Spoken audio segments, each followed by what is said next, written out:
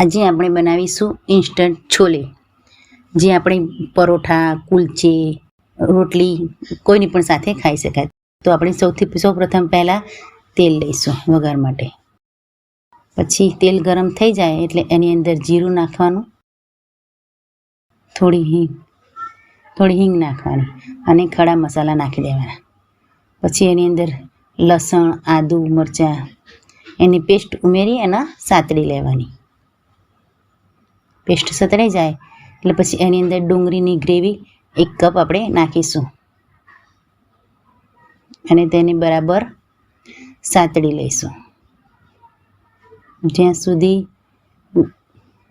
Brown golden થાય ત્યાં સુધી તેને સાતળવાની. પછી એની અંદર આપણે હળદર, મરચું, ધાણા જીરું એ ત્રણેય મસાલા લઈ એની અંદર થોડું પાણી નાખી મિક્સ કરી અને પછી અંદર નાખીશું.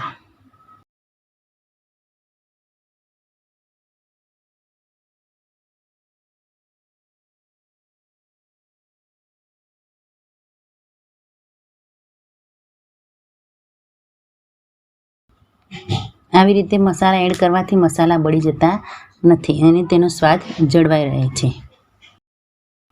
પછી એની અંદર ટામેટાની પ્યુરી નાખીશું. આપણે જેટલી ડુંગળીની લીધી હોય 1 કપ તેટલી જ ટામેટાની લેવાની.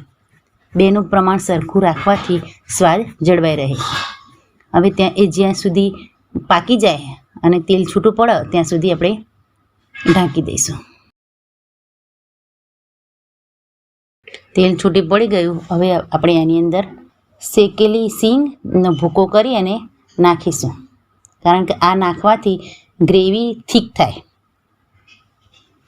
અને ગ્રેવી જાડી હોય તો બધાને છોકરાઓને ખાવાનું પણ ભાવે. થીક ગ્રેવી ના હોવાના કારણે ચણા એકલા મોઢામાં આવે નહીં, સ્વાદ સારો લાગે. એટલે જ્યાં સુધી સિંગની તેલ છૂટું પડે ત્યાં સુધી એને ચડવા દઈશું. પછી આપણે બાફીને ચણા મૂક્યા હતા તે એડ કરી દઈશું.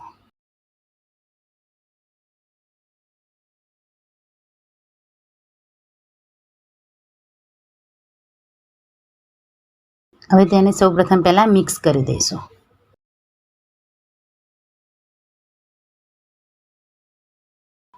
ગ્રેવી ચણાની અંદર ભળી જાય તેવી રીતે સરખી રીતે મિક્સ કરી અને પછી એની અંદર આપણે જે ચણામાં બાફેલામાં જે વધેલું પાણી હતું ને તે ઉમેરી દેવાનું. તે પાણી ફેંકી દેવાનું નથી, બાફેલા ચણાનું પાણી જ નાખી દેવાનું. અને જો થિકનેસ તમને વધારે લાગે અને પાણીની જરૂર હોય તો બીજું પાણી થોડું ગરમ કરીને ઉમેરવું. ઠંડુ પાણી નહીં નાખવાનું. ગરમ પાણી નાખવાથી કુકિંગ પ્રોસેસ ચાલુ રહે છે. હવે એની અંદર નાખીશું તૈયાર છોલેનો મસાલો 2 ચમચી. જે છોલે મસાલો તૈયાર પેકેટમાં મળે છે, 10 રૂપિયામાં મળી રહે તે મસાલો આપણે 2 ચમચી નાખીશું.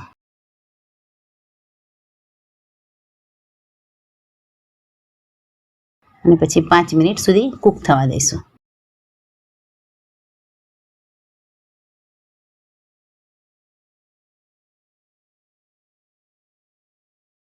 મીઠું ભૂલી જઈતી એટલા માટે મીઠું મેં પાછળથી ઉમેર્યું છે. જ્યારે તમે ટામેટાની પ્યુરે નાખો ને ત્યારે જ મીઠું નાખી દેવાનું.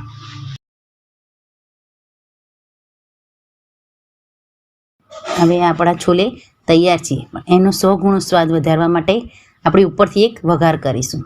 2 ચમચી ઘી લઈ પછી તેને ગરમ થાય એટલે અંદર જીરું,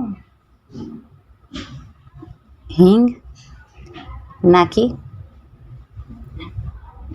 વઘાર કરવાનો. અને પછી થોડુંક ઠંડુ થાય પછી વઘાર થોડો ઠંડો થાય, ઘી થોડું ઠંડુ થાય એટલે એની અંદર લાલ મરચું નાખી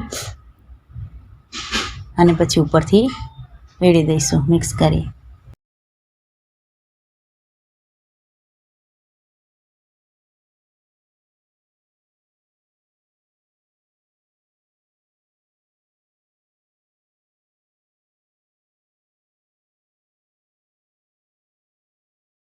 હવે ઉપરથી કોથમીરના પાન. આ છે આપણું શાક તૈયાર, છોલેનું શાક તૈયાર. હવે તેની સાથે ખાવા માટે લચ્છા સલાડ બનાવીશું. તો તેને સૌથી પહેલાં આપણે ડુંગળીને છોલી અને પાણીમાં નાખી દઈશું 1 મિનિટ માટે. ઠંડા પાણીમાં નાખવાથી જ્યારે આપણે ડુંગળી સમારીએ તો એમાં આપણને બળતું નથી, એટલા માટે તેને આપણે 1 મિનિટ પાણીમાં રાખી લઈશું. પછી તેને પતલી પતલી ચિપ્સ કરીને સમારી લઈશું. બંને છૂટા પાડી મરચું, ધાણા જીરું, મીઠું, ચાટ મસાલો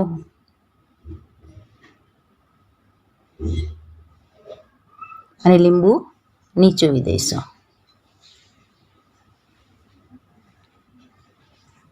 પછી તેને મિક્સ કરી લઈશું.